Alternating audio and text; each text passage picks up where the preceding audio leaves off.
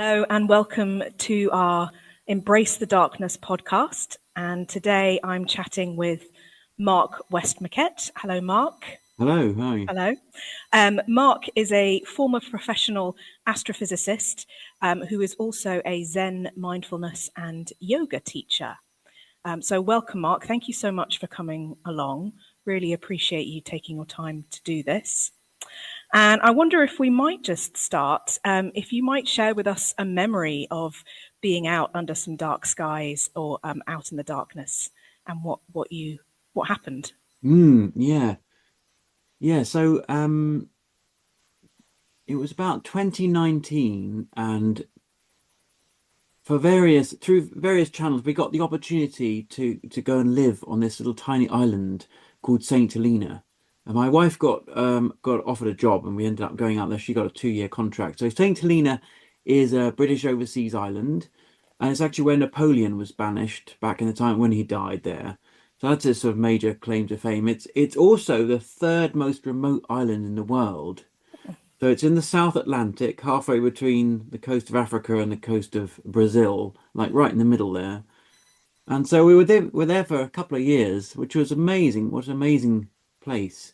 And what was particularly amazing for me was that it had almost no light pollution on the island, and it's got nothing else around it. So the skies were just so dark. And we lived in a place where we could just open the back door, walk outside, and then from the garden, that's the most beautiful, beautiful view. I remember I'm a bit into doing meditation and things like that. So I booked to have a weekend at a cottage at the other side of the island in a very remote area where you needed a 4x4 to get there.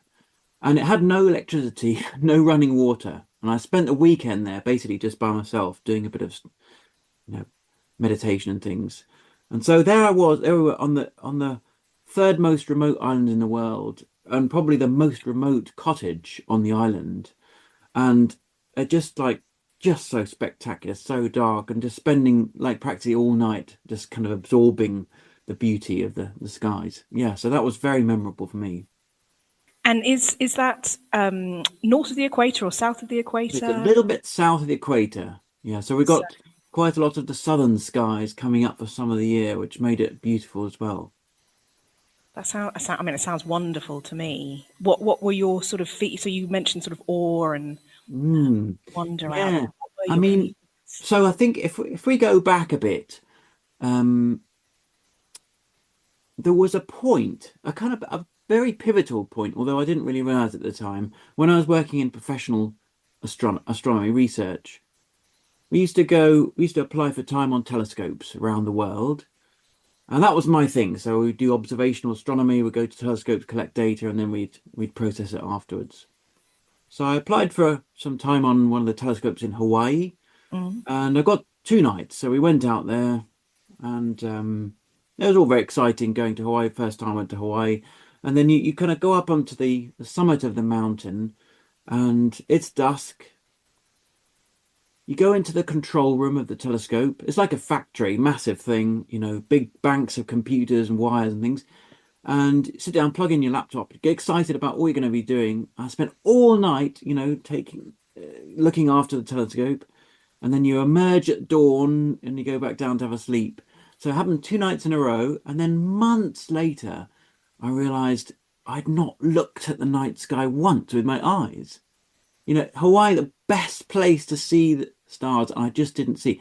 So that started a journey for me, realizing how caught up I got in the science and the facts and figures and the research and all that, and basically the world of ideas and concepts that I had forgotten. I'd lost that more embodied, direct experience side of things, which had really gotten me into astronomy in the first place. Like having a telescope when I was young, being outside, looking at the stars, that kind of thing. So yeah, so that was the once I'd realized what had happened, that started a shift in me. Like I ended up leaving astronomy for professional research, and I focused much more on teaching yoga and then meditation, and then I started to bring in more of the stargazing So then came this point where we were on this little island, and I had no telescope, and I had no sense of wanting to get anything out of it or research. Just me and the stars and this night sky and darkness. And it's like the other end of the spectrum where you can just revel in that beauty. Yeah, yeah. So it's really interesting, isn't it? Because we all think of the astronomers going up with their telescopes and getting to look through and see all these amazing images that Mm, come from, say, some of the big telescopes in Hawaii, or from Hubble, or from yeah, the James Webb Space Telescope. But actually, your experience is that really cut you off yeah, from the dark skies. yeah, So yeah. Because yeah. you get very swept up in, more data, writing more papers, that kind of, and it became a job of just sitting in front of the computer. Yeah, you might go off to these amazing places, but really it's about just sitting, doing your data processing on the computer, and you're not really looking at anything. No one looks at anything these days through their eyes. Mm. So just because I'm a bit of a geek and I'm curious about these things, what were you looking for as a professional Oh, yeah. astrophysicist? So my line of research was looking at particular kinds of galaxies that were going through a phase where there was lots of new stars forming at once. We call it a starburst.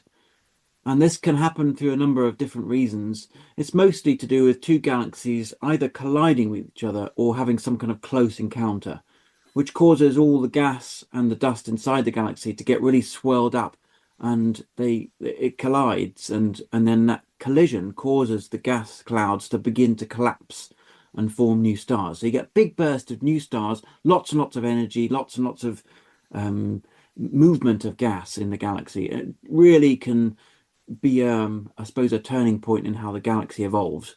So I was looking at certain kinds of galaxies and trying to work out the physics.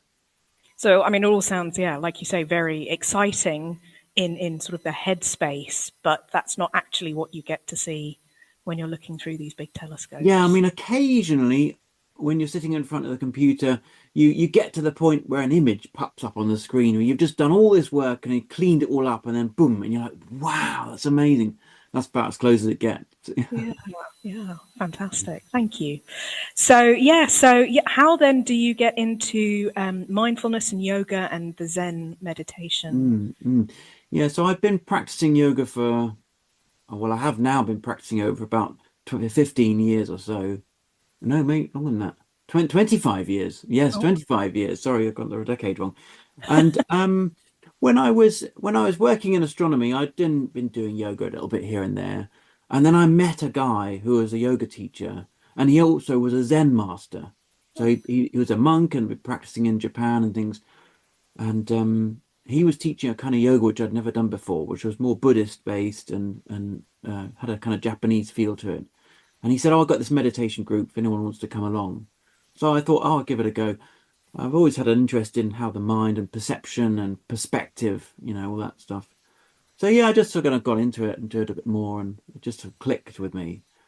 And then once I'd left astronomy, many people said to me, "Mark, you need to find a way of bringing the astrophysics and the science together with the more spiritual side of things." And for ages, years, I just could not see a connection. I just felt they were just two separate worlds.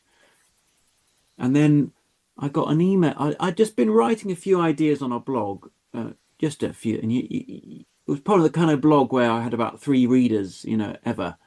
And then eventually I got an email from a publishing company saying we're looking for someone to write a book called Mindful Thoughts for Stargazers. And they had a series of books called Mindful Thoughts for like gardeners and walkers and cyclists, and they wanted to do one for stargazing.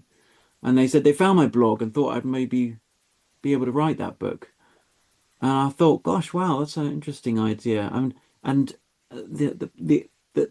the approach of thinking it like mindful thoughts got me really, yeah, maybe I could do this. And then I started to weave together some ideas, and yeah, I wrote that book, and from that came a lot of the stuff that I do now. so that really brought together the two interests It for you, started to bring them together, yeah. bridged them a bit. Like for example, well, maybe later we could do a little bit, just a kind of like contemplation more of a kind of direct experience of something here and now. Yeah, that would be fabulous. Yes, yeah, let's definitely have a look at that a bit later. Mm. So yeah, so how would you get people outdoors and experiencing the darkness? What do you think is important? Mm. Mm. Yeah, there are many factors for that. I think one of them is that we live in a world these days which is really very divorced from the nighttime, night sky, darkness. So, we don't need to really worry about heating, like cold, and we just turn the heating on. We don't need to worry about the darkness, we turn the lights on. And so that means that we're now very different to all of those hundreds of thousands of years of living on the planet that we've had in the past. Humans have evolved in a way of being which was so much more with the nighttime. People, I'm sure if you go back just a few hundred years, people would have known where north is, how to find the North Star easily.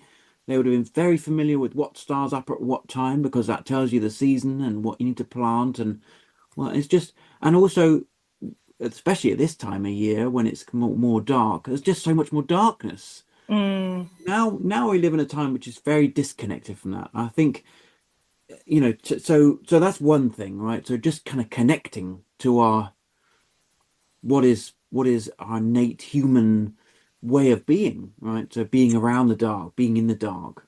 So yeah, so something about just stepping outside and recognizing it's dark, or yeah, just Yeah. taking a few moments away from our electric lights. And it's kind of strange how people have this kind of fear around darkness as well. And maybe particularly if you live in the city, like just not really wanting to go out in the dark, or or certainly not going out to the dark where there isn't a light. Yeah, so there's something around um finding a way that feels safe, Yeah. be in a group in a particular environment or something. It feels safe, you can go out in the dark and experience that. There's also something there around the effect on our circadian rhythm. And there's lots of research now that shows like being on a screen in front of the computer before going to bed is not good for us because it's a lot of light, and particularly the blue light. And that's the same argument for all the light pollution, especially street lights that are quite white and blue these days, isn't it? So being out, I often say to people, the best thing you can do to help with your sleep is to just go out in the dark for like 10 minutes before going to bed. Because first of all, it gets you off your screen, like you're not Yes. tempted to scroll Instagram or whatever. And then also we're getting out in the dark and it's telling your body that it's nighttime. And so that's something. It doesn't have to be, it can even be raining, it doesn't have to be clear for that. Just being in the dark. So that's another thing. That's why it's so important. And then I've been quite interested recently in the research that's coming out on awe, which is, you mentioned about awe. And when people do studies to try to look at what happens to someone when they experience awe, a lot of what they do is get them to look at the stars. Like that typically tends to be something which generates awe quite easily in people. So there's that as well. Like if we look like I did, like back in that day, if we look with this kind of wanting facts, science, uh, like concept driven kind of mindset, then it leads very quickly to stress and to disappointment and all the kind oh, it's cloudy, damn it, why is it cloudy? That kind of thing. But if we can shift our way of being into a bit more of a okay, I'm having curiosity. Curiosity leads us a little bit to wonder. Wonder leads to questions rather than like, answers. And then wonder very much is the beginnings of how awe can start. So if we can go outside with that mindset of like just being a bit curious about what can I see? How is it tonight? And I wonder what, wondering and being interested. And then that sets up the conditions. I mean, maybe it all comes or maybe it doesn't come, but it sets up the conditions for we can just come into that place of wow. And I think that is profoundly shifting and important for our way of being, for our mental health, and for seeing the world in new ways. Mm, So yes, that journey of from curiosity and just letting that the mystery in a way, mm, and perhaps not necessarily seeking answers, but just being with the questions and wondering about what might be mm, out there. And like you say, that's setting up the conditions for an experience of awe, which may or may not come, but not necessarily demanding that it comes, because that would yeah. be going back into the seeking the answer kind of Mm. way. So yes, I think it was it Rilke who talked about living with the questions, I think, which is a Yeah, and I think this as an adult, we don't spend much time not knowing. mm, No, we tend to be a little bit uncomfortable with not knowing, and it's very stark at the moment. We've got a little one; he's only 2.5, and the whole of the world is unknown. And he gets something wrong, and you say, "No, it's like this," and he's absolutely fine. No problems. He has no self-consciousness. He doesn't go, "Oh, sorry." He's just like, "Oh, he's just finding out." He's in a world of curiosity all the time. It's just beautiful to see that attitude. And as an adult, if we go out, I don't really know anything about the stars. I don't know about the constellations. I don't want to get in that situation where I don't know because it feels a bit weird. So I think it's just like putting that to the side and going out there, knowing that not knowing is okay. We can do that. so yes, like you say, yeah, lovely being with the not knowing and just being curious. Mm, I think that there was something you said when we last spoke about you don't avoid going to the forest because you don't know what tree you're looking at. mm, If you might just say just a little more about yeah. that.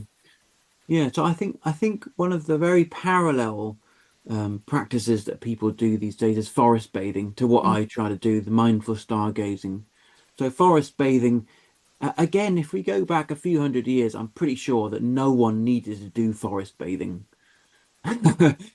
Lots of people would have spent a lot more time outside, maybe in forests, whatever it is, and perhaps life wasn't so fast, and we didn't need it.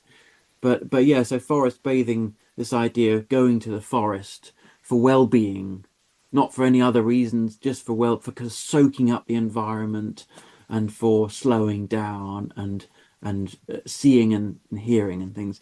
So yeah, so you can go to the forest with a book about botany and all the different trees and identifying the leaves, and you can for sure.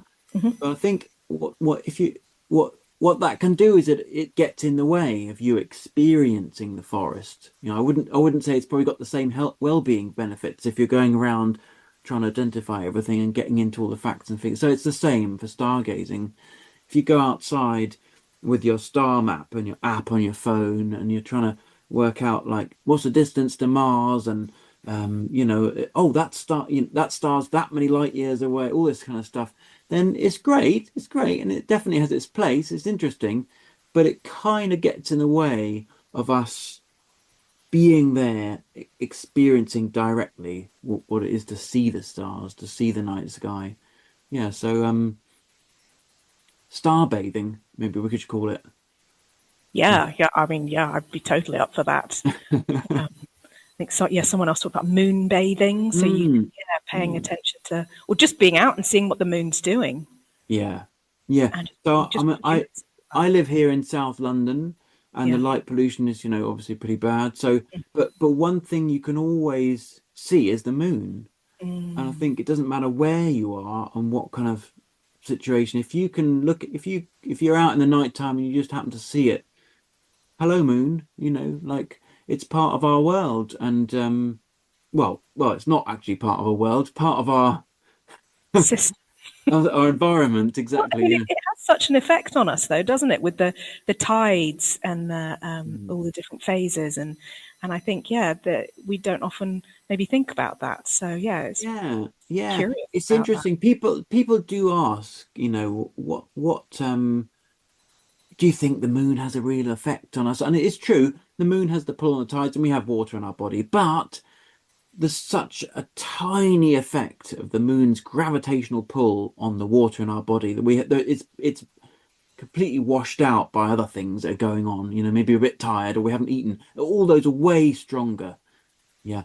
But I think I was just reading recently that there is some research coming along which shows that organisms, in the absence of sunlight, actually do tune into the lunar cycle instead.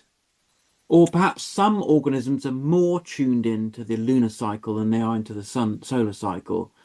And also, it seems like that there is a perhaps some evidence there to show that humans also have that sensitivity as well.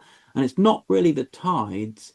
Sorry, it's not really the moon phase, Hmm. because that's the illumination of the moon. But it can be to do. Maybe it's to do. Oh, well, am I wrong? Am I right? Maybe I forget now exactly. Maybe it is the illumination rather than the gravitational pull. But anyway, so humans may have some sensitivity to that. Certainly, other organisms do. Yes, yes, yeah, yeah. Mm. And like you say, for people in light polluted places, it might be the only celestial object they can Yeah, really see. So yeah, yeah, so get outdoors and see yeah. what the moon's doing. I mean, I love to say, well, I love the question. If you go out and you see the moon, you just ask, well, what's your relationship with it now? Like, does the moon, does it feel like a really close friend? Like some people are very tuned in. Or does it feel like a distant acquaintance? Or does it feel like you never really met before? And if you haven't really met before, I wonder what it'd be like just to meet the moon in that moment. Can I look at it and just be with it, see it closely, rather than just like glance at it and go, oh, just really be with it for a minute. Mm. And there are there are other religious beliefs that use the moon very closely with how they measure their cycles. Mm. Thinking Yeah, yeah. particularly of Judaism and Islam, but Yes. certainly has an effect on the Christian calendar in terms of Mm. Easter, and yes, all sorts of things. So there's a really close cultural link with the moon as well, isn't Yeah, I there? mean, if you imagine just a few hundred years ago, before electric lights, and the illumination of the moon made a massive difference about what nighttime felt like. So yeah, of course, it makes sense. We're very tuned into that. Yes, yes. I always get very excited when I can see my shadow from the moon. I don't know, Yeah, there's something miraculous about that because you always think of the sun, bright sunlight producing a shadow, but actually when the moon gets, it doesn't even have to be full. I think even almost just half full, and you can actually see yeah, your shadow, mm. the Yeah, and moon. that's really what moonbathing is all about. I mean, some people take it to pretty extremes, but I think basically like going out in the light of the moon, and you can contrast how does it feel standing in the light of the moon compared to if I do sunbathing. Sunbathing feels very strong and hot and warm, and our skin goes a different color and all that stuff. Whereas moonbathing has a different effect on our whole system, and it's just about asking how does that feel? What's it like? Mm. Yeah, that's beautiful. So we've moved from going out in the dark, being more aware of the darkness and how that affects our sleep cycles, and just being aware of that. And we've talked about being curious about what's out there, and perhaps if you do see a beautiful starry filled sky, that might lead to wondering and perhaps to awe. And then the moon is this really bright celestial object in the sky that even in light polluted places you can maybe just wonder about and have a relationship with Mm, even. Yeah, fabulous. Is that yeah? What else do you do with your mindful stargazing? mm, yeah. So it being the UK Yeah, means that on any given night when you organize an event, I think you have a 10% chance of it being clear, right? it's too true, too true. Yeah. So I mean, I quickly realized St. Helena was a different kettle of fish. It was clear a lot of the time. Coming back to the UK, I realized I'm really going to have to come up with some stuff for cloudy nights. And that's great because, in a sense, like when we do mindful stargazing, we're being present with things as they are. We're not Mm, trying or hoping it to be different. We're just here with it is. And sometimes the clouds are very beautiful, and we can even include the light pollution as part of our view and see it as, we're not. It's not good, not bad. It just is. But yeah, so some other things we can do contemplating our place in the universe, even if it's daytime or cloudy. Um, uh, I like to I think bringing in a bit of the science can add. So yeah, okay, looking at the night sky and its beauty is beauty just as it is. But I think if we bring in a bit of science, it can add another layer to things. So considering that the chemicals that our body are made up of, hydrogen, carbon, nitrogen, oxygen, and all the other bits and pieces. So those chemicals were actually synthesized, made, produced inside stars, mhm, or date back from the beginning of the universe itself. So when the Big Bang happened in the literally in the minute after the Big Bang, yeah. the universe could produce vast amounts of hydrogen, and that's all been floating around in space the whole time. And then along came stars, and the stars convert hydrogen into helium. But along the way, they actually produce trace amounts of other chemicals, carbon, nitrogen, blah, blah. And then when those stars come to the end of their life, maybe they throw off some material, maybe they go supernova, all that stuff gets returned to space and floats around, and then it gets incorporated into new generations of stars.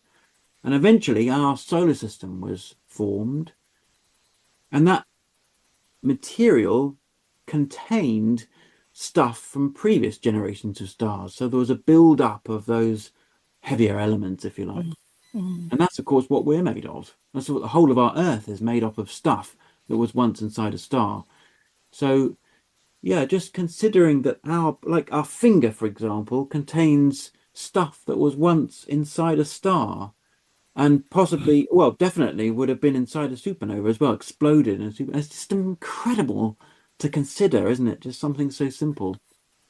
Yes, that always gives me chills. Hmm. I think it often gets concisely quoted as "we are made of stardust." Yeah, that's right. But Yeah. I think when you really just stop, I love that. Yeah, just stop and look at your finger, and you think, "Gosh, yeah, you were once part of a star." I mean, Hmm. blown. Yeah. So what our finger is made of has been in existence in the universe, floating around in space, in a cloud, inside a star as it's going along its life, has been inside explosions, some of the biggest explosions in the whole universe, and then has been just kind of floating in the cold for a lot of time until it got caught. And maybe it's been in a rock, maybe it's been in the atmosphere for a lot Mm, of Earth's history, and kind of, or maybe it's been in other organisms. And then just right now, it got in a bit of food that you ate, maybe last year or whatever it is, and then that bit of food got digested and then processed and then created into a cell that just happens to be in your finger right now. And then, of course, if you think about the future, right, your finger, that cell, maybe the skin cell comes off, maybe it goes into the Hoover, and then it goes into the landfill or whatever it is, and gets recycled again, and it's going to be part of our planet until our planet comes to the end of its the solar system, and it just carries on. So, in fact, the tip of your finger is as old as the universe, mm. And and we're just part of this transformation process of the universe just remaking itself, remaking itself. Mm. yeah, that's really something to consider, isn't it? I think you don't have to look at the night sky to that in itself can bring a sense of awe. Just looking at your finger, isn't it? I mean, it's amazing, isn't it? Um, just what has had to happen to create that finger. Yes, and indeed this table and that Mm, computer and yeah, yeah, and all of it, yeah. all of these things. It's yes, just pausing to be with that for a moment. It's yeah, it can really bring something, can't it? Something really connecting. Very We, connecting. Yeah, that's right. Yeah.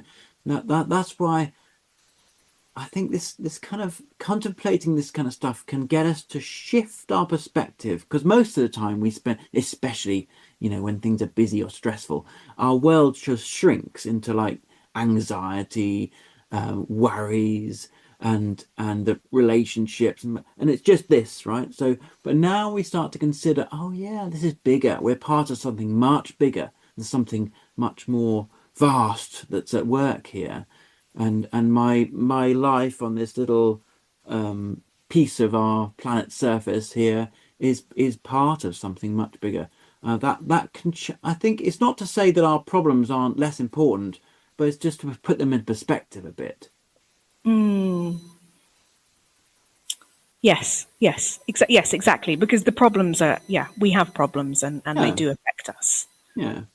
But there is also these other things that are Mm. there as well that are worth giving some attention to from time to time. Yeah, yeah, And yeah. that's part of what's important about getting out in the darkness, maybe, Mm. and recognizing our connection with the world beyond us and the cosmos. That's it. That's right. Recognizing that there is more. I think I also quite like to say to people, or to remind people, I say, when we go outside and it's a clear night, our view of the star, our night sky becomes like a window. Like, in the daytime, the atmosphere is opaque, right? It's blue or cloudy or whatever. But if we've got a clear night, the atmosphere is transparent and we're looking out. Now, you could say that is a window in our spaceship.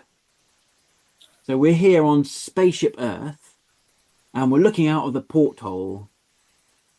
And actually, we're looking out to where we're going.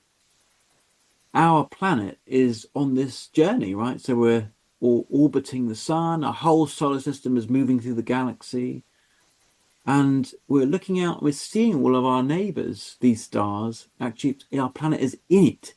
We are in it because it's so easily it can feel like we're looking at it, like it's out there somewhere very distant, irrelevant, maybe, like, not connected and not important to our lives. But actually, when we see, okay, this is a window and we're looking out through to our friends, to our where we're going, that can again can really shift our perspective on what it is to be living on the surface of our planet.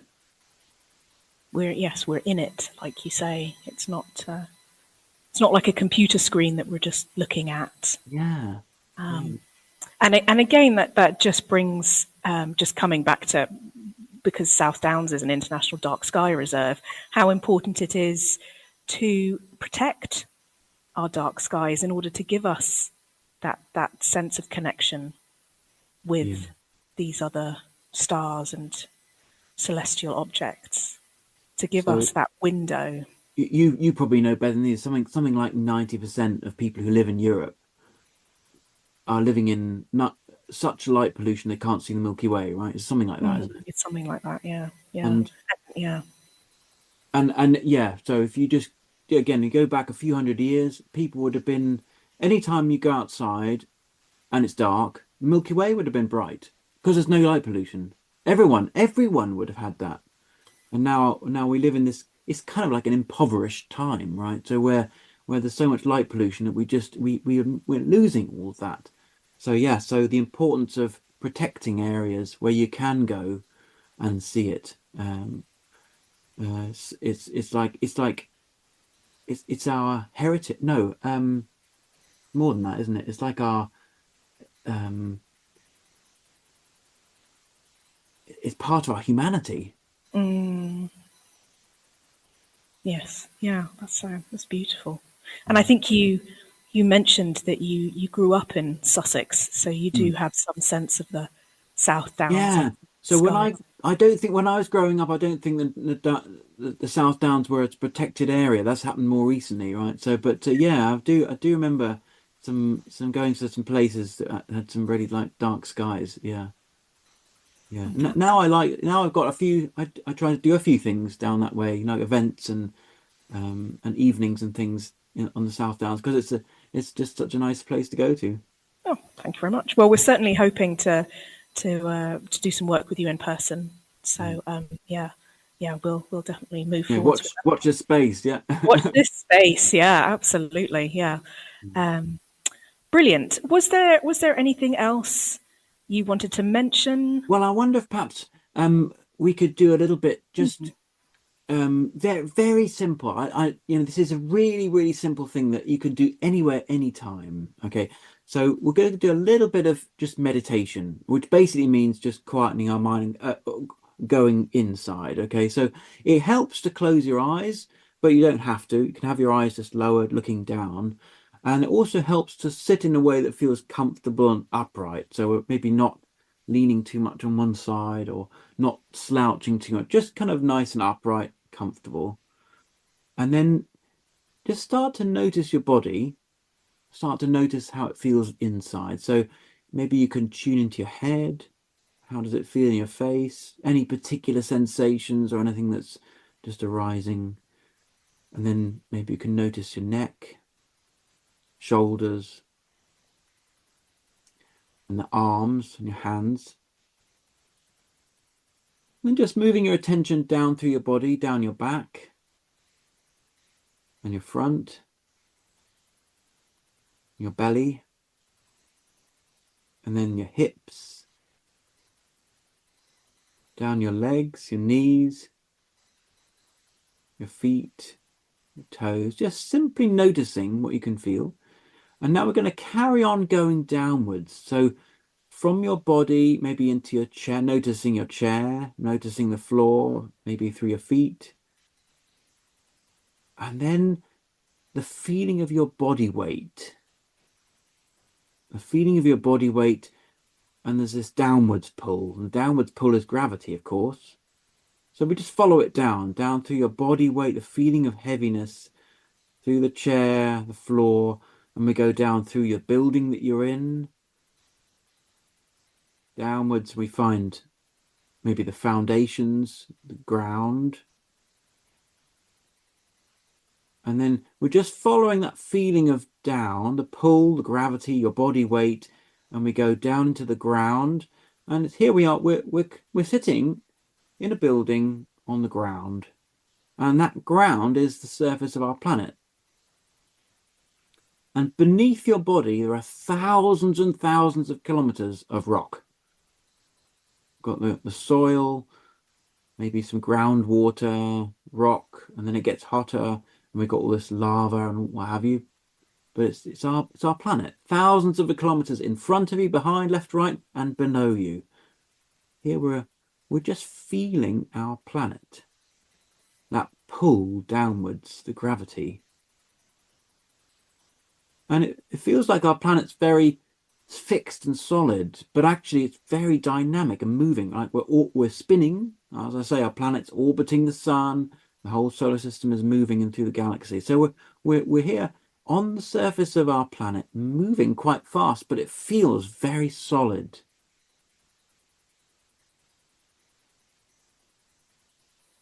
Yeah. So that's simple, right? So we take a nice deep breath and then let your eyes lift. Hmm. And I would suggest that's something that you can do anytime you feel a little bit flustered, or maybe a bit stressed, or you feel a bit ungrounded, or just a bit stuck in the head, just to feel gravity, feel the downwards, and then we're boom in our planet. Hmm. How did that Mm. feel for you? Yeah, it was great. It's just sort of slowed everything down a bit, and just yeah, I could feel that being held by gravity, by the planet. It felt very solid. Hmm. Hmm. So yeah, really Hmm. start to get a sense of that coming down out of my face. Yeah. Yeah. um, Yeah. Yeah. yeah, yeah. So So simple and it's very it feels good. Hmm. it does, and just yeah, taking that moment to to be with the planet. Hmm.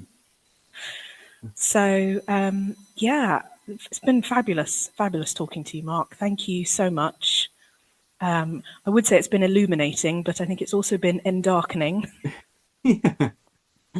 Just our language does very much privilege Mm. sight, light, Yeah. doesn't it? So Mm. again, that might be an interesting thing to pay attention to. So yeah, we've been from galactic starbursts to right the way through to just being on our planet, Mm. and all the miracles and amazingness that entails, both within our bodies and in our experience of being out in the dark in all sorts of different ways. And yeah, you've really brought home how it's not just about the starry skies, that we can also connect in all sorts of other ways, particularly in the UK when Yeah. we don't always necessarily get that amazing starry Well, sky. that's that, and also it means that it's relevant to everyone. Like you don't need Yes, to be, have a telescope and be interested in the constellations. It's everyone. Mm. everyone, absolutely. Yeah, yeah. So, really encouraging all our listeners to get outside and embrace the darkness, as the podcast says. But yeah, well, hopefully our listeners have got some ideas about how they might go about that. Mm. So yeah, thank you so much. Thank you for listening to Embrace the Darkness, presented by me, Elinor Newman. The podcast is recorded and produced by the South Downs National Park Authority from the South Downs International Dark Sky Reserve. Music is by Orbit DoD, direct from Upbeat. To find out more about the South Downs International Dark Sky Reserve, including the best places to stargaze, go to www.southdowns.gov.uk/dark skies. If you have a comment, suggestion, or any other thoughts, we would love to hear them. You can contact us on embracethedarkness@southdowns.gov.uk. And if you've enjoyed this podcast, please leave us a rating or a review. And until next time, embrace the darkness.